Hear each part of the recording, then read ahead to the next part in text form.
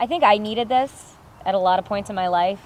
So for me, it's been like a trying to heal myself by offering something that I needed. See, it wasn't so bad. You're sure you wouldn't let me put this on? Horses bring another aspect to treatment that kind of open people up and allow them to share their real experiences without kind of having to, draw it out of them or pull it out of them. We utilize the horses as a tool, very similar to all forms of animal therapy. I want everybody to take a big inhale through their nose. Breathe in through your nose. Pausing at the top, and then open mouth exhale. Your breath is what keeps you alive. It's what keeps you grounded. I want you to breathe in again through your nose, pausing at the top, and exhale through your mouth. I want you to think for a minute about your younger self, the little boy that missed something, that didn't get what it needed. What does that little boy need to hear from adult you? What did it need to hear from your parent or a loved one? And I want you to take a deep breath in. Breathe in those words. Hold that love, hold that nurturing, hold that care in that body. Release that breath with an open mouth exhale. My name's Jeff. I'm from Riverside. I got a life sentence. With the horses, it's pure, It opens you up and you can show it back. You can show the kindness back to the animal. The group session pulled things out of me, made me kind of emotional for a second, but just go for those reasons. If that's all you got right now, you're gonna go though. And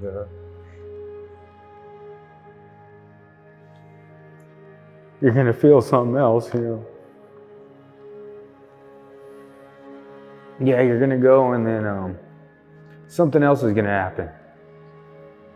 Sea Yard became a place where, even in an environment where nobody feels seen, they were the most unseen, and they were the ones that were the most discarded and forgotten. So when it came about Sea Yard, why not give these guys that don't have an opportunity to show change or show vulnerability the opportunity to show that? The expectation for this population was so low that any ounce of change or words of vulnerability was gonna be viewed so much greater. Do you mind sharing where you went wrong? When I chose to gangbang, a friend of mine got killed. He gangbanged, I didn't, but when he got killed, that set my life in motion. What did that little boy need to hear in that moment to not join that gang? That it wasn't my fault. And here you gotta put up a facade. But once you learn and you hear and you see a person trying to change yourself, you become more comfortable, and it do feel like a family. Without being unloved, you don't know what love is. How are you supposed to love yourself, others, if you don't even know what it is? You all talk about the mistakes you made, right? You all committed a crime, varying degree of crime. Doesn't mean that you're not worthy of love. They said that, well, horses, they can sense you. They can, feel what you're feeling. And when I went up to the horse, I started telling the horse I would never let anything happen to them. And that horse just came up and started hugging on me. And you have to be open-minded and you have to communicate. And a lot of us shut down. We always think that it's in communicating with others or asking somebody for some type of help that it's the wrong thing to do when it's the right thing to do.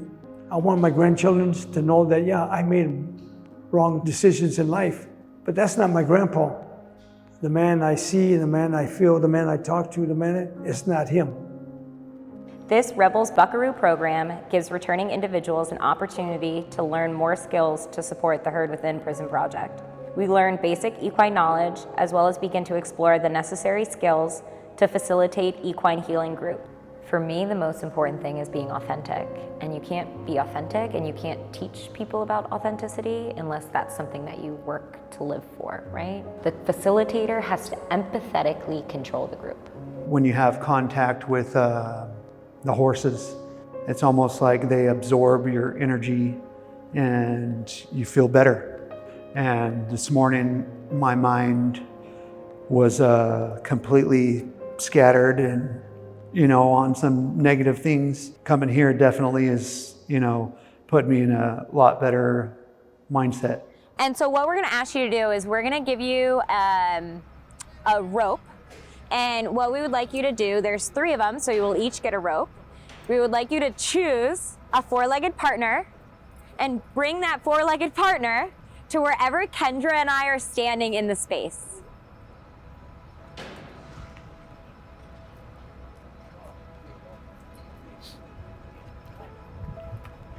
What I kind of felt was that I needed, when we were talking about wanting to please, I had wanting to please the horse. I didn't have anything for him. So it kind of made me feel like he might, you know, want to get away from me, or that made me apprehensive right there. Like I said, I have not been that close to a horse since the age of 15. This little one here wasn't going to follow nothing but the big horse. So I was okay with that. I understood, okay, maybe there'll be another time that they'll trust me and allow me to corral them. Okay. So we're gonna do the same exercise. This time you're gonna get the big horse. What happened here? This one just seemed to be cooperative and just allowed me to go there and do it. And I really appreciate that.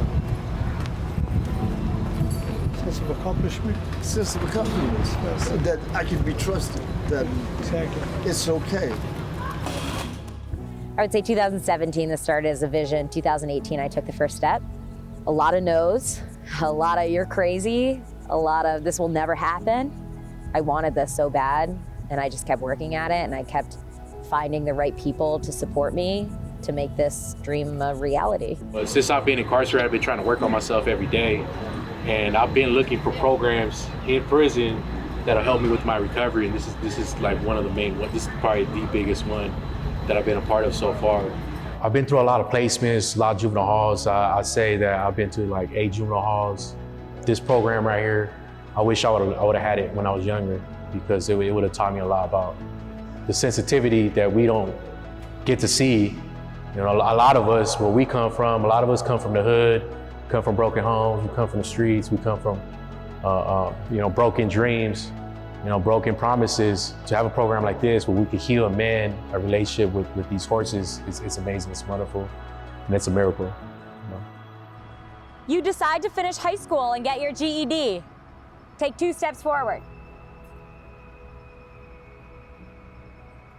I want you to tell me a choice that you made in the past that you would not make today.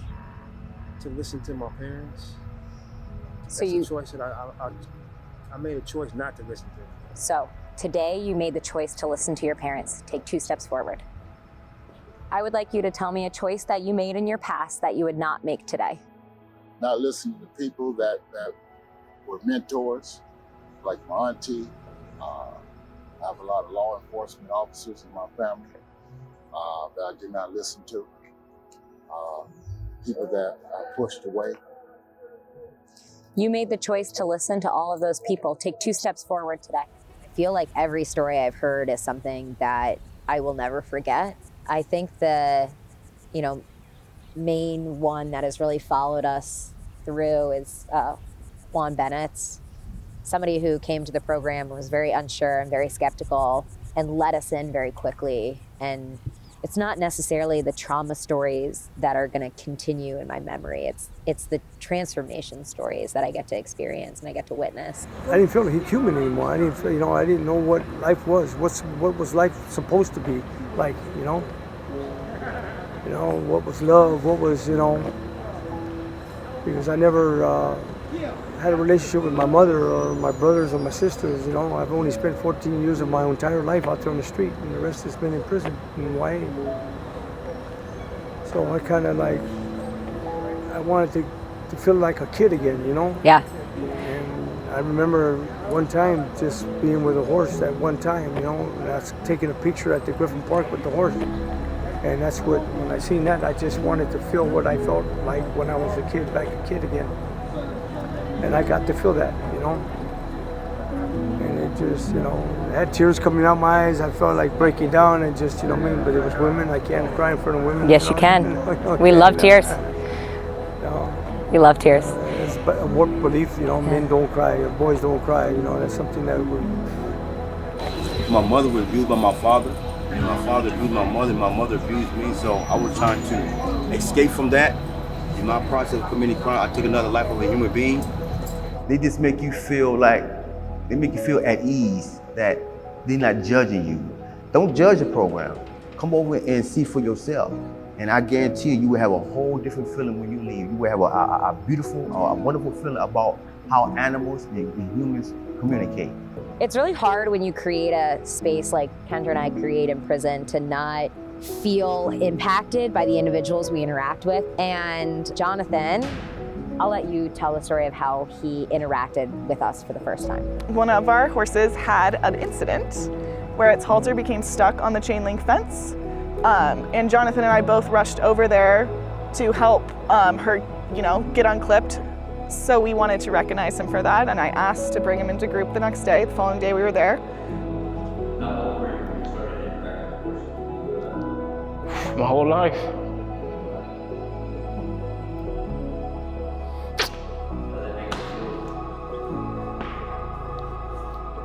Normal.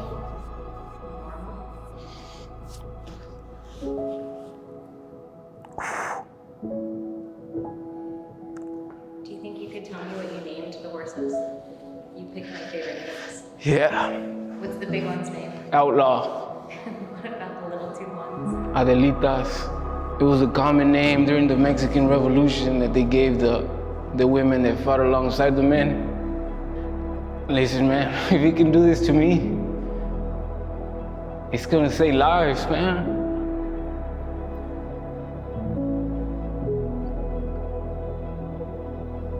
It'll change and save lives. It's freedom to me, a horse. I've tried to kill myself a lot of times.